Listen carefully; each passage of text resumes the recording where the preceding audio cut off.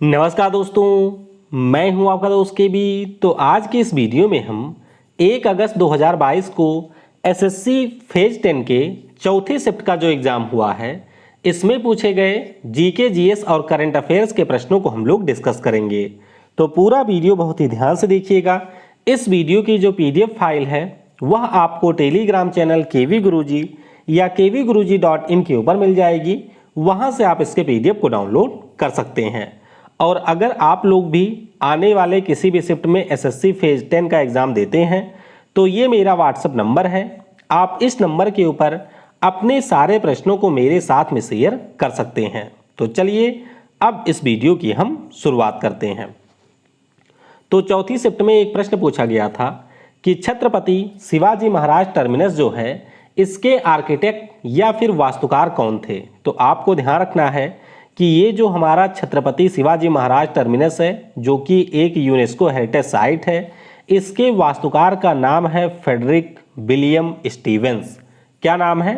Frederick William Stevens इनका नाम है।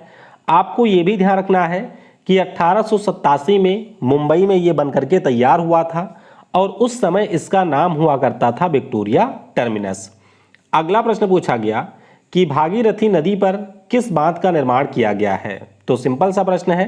जो हमारे उत्तराखंड में टिहरी डैम है, जो कि भारत का सबसे हाईएस्ट डैम है, इसका निर्माण भागीरथी नदी के ऊपर किया गया है। अगला प्रश्न पूछा गया कि वर्ष 2021 में ममता बनर्जी के बंगाल में शपथ के दौरान वहां के गवर्नर कौन थे। आप सभी को पता होना चाहिए कि 2021 में पश्चिम बंगाल में विधानसभा के चुनाव हुए थे और ममता दीदी तीसरी बार यहाँ की सीएम बनी थी। तो उस समय यहाँ के जो गवर्नर थे उनका नाम था जगदीप धनखड़।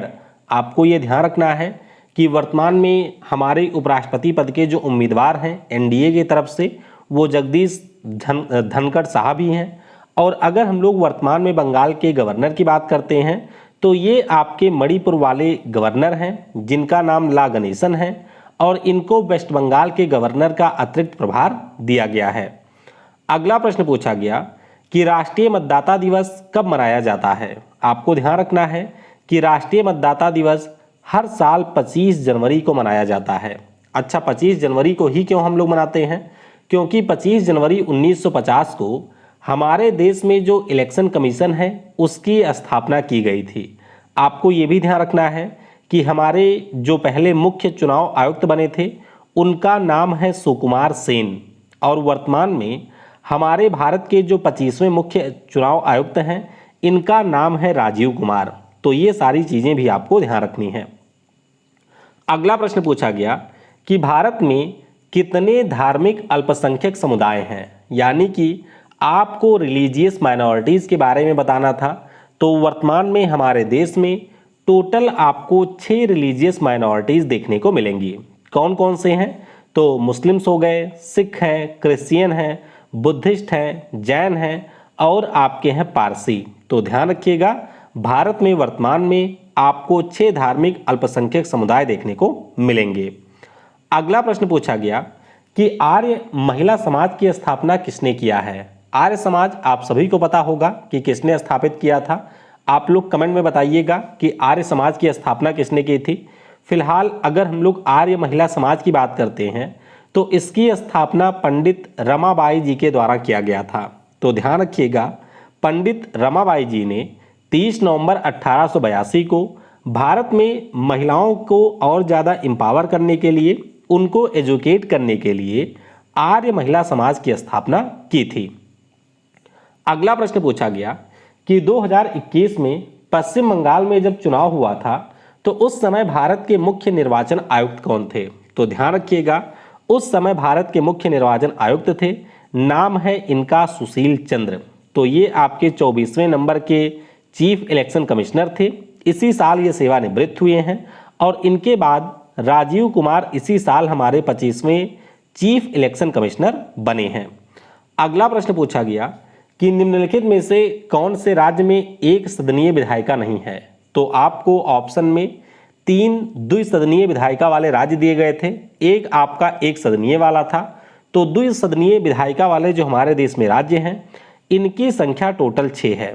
तो 6 के नाम आपको ध्यान रखने हैं, जैसे कि उत्तर प्रदेश, बिहार, महाराष्ट्र, कर्नाटक, तेलंगाना और आंध्र प्रदेश। ये हमारे भारत के 6 वे राज्य हैं जहां पर आपको एक सदनीय विधायिका के स्थान पर द्विसदनीय विधायिका देखने को मिलेगी।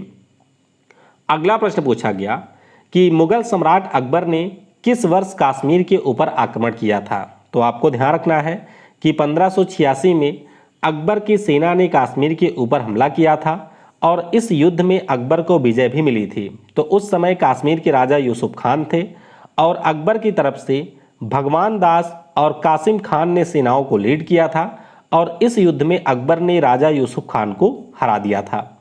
अगला प्रश्न पूछा गया कि 1951 की जनगणना के अनुसार भारत की साक्षरता दर क्या थी। आपको ध्यान रखना है कि 1951 में जब हमारे यहाँ पर सेंसस हुआ था, आज़ाद भारत का पहला सेंसस, तो उस समय हमारे यहाँ की जो साक्षरता दर है वह मात्र 18% थी। आपको ये भी ध्यान रखना है कि वर्तमान में जो हमारे देश में साक्षरता है वह 74.04% है 2011 की जनगणना के अनुसार। और आपको ये भी ध्यान रखना है कि सबसे अधिक साक्षरता केरल में है, जबकि सबसे कम साक्षरता की अगर हम लोग बात करते हैं तो वो आपको बिहार राज्य में देखने को मिलेगा। अगला प्रश्न पूछा गया कि वर्ष 1950 में गणतंत्रता दिवस कहाँ पर मनाया गया था। तो ध्यान रखिएगा 1950 में 26 जनवरी को हमारा संविधान लागू हुआ था और उसी अवसर पर हमने रिपब्लिक डे मनाया था और पहला रिपब्लिक डे आपके दिल्ली में मनाया गया था। तो ध्यान रखिएगा पहला जो रिपब्लिक डे है वो हमारे दिल्ली में मनाया गया था। अगला प्रश्न पूछा गया कि बीरा नाट्यम नाम का जो फोक डांस है ये आपके कौन से राज्य से संबंधित है। तो बहुत बार मैं करवा चुका हूँ। बीरा नाट्यम की अगर हम लोग बात करते हैं तो ये आपके आंध्र प्रदेश राज्य का फोक डांस है। हालांकि आपको ये भी ध्यान रखना है कि बीरा गेस नाम का जो हमारा फोक डांस है ये आपके कर्नाटक का है। तो बीरा नाट्यम आंध्र प्रदेश का है और बीरा गेस है कर्नाटक का। अगर आपसे पूछा जाए आंध्र प्रदेश के अन्य फोक डांस के बारे में तो कुचिपुड़ी यहाँ का शास्त्रीय नृत्य है, बिलासनी नाट्यम, भामाकल्पम, बीरा नाट्यम, दप्पू, तप्पेटा गुल्लू, लंबाड़ी, धीमसा, कोलाटम, कोलानालू, गोबी, ये सारे आंध्र प्रदेश राज्य के फोक डांस हैं। अगला प्रश्न पूछा गया था कि कुल्लू नाम की जो हमारी घाटी है ये आपको कौन से राज्य में देखने को मिलेगी। तो बिल्कुल सिंपल सा प्रश्न था, आपको पता होना चाहिए जो कुल्लू घाटी है ये आपको हिमाचल प्रदेश राज्य में देखने को मिलेगी। इसके अलावा एक प्रश्न कोई साहित्य अकादमी पुरस्कार से आया था, इसमें शायद एक पुस्तक का नाम दिया गया था जिसको साहित्य अकादमी पुरस्कार मिला था और उस पुस्तक के राइटर का नाम पूछा गया था। एग्जैक्ट प्रश्न मुझे याद नहीं है, अगर आप में से किसी को पता चलता है तो आप लोग नीचे कमेंट में बता सकते हैं।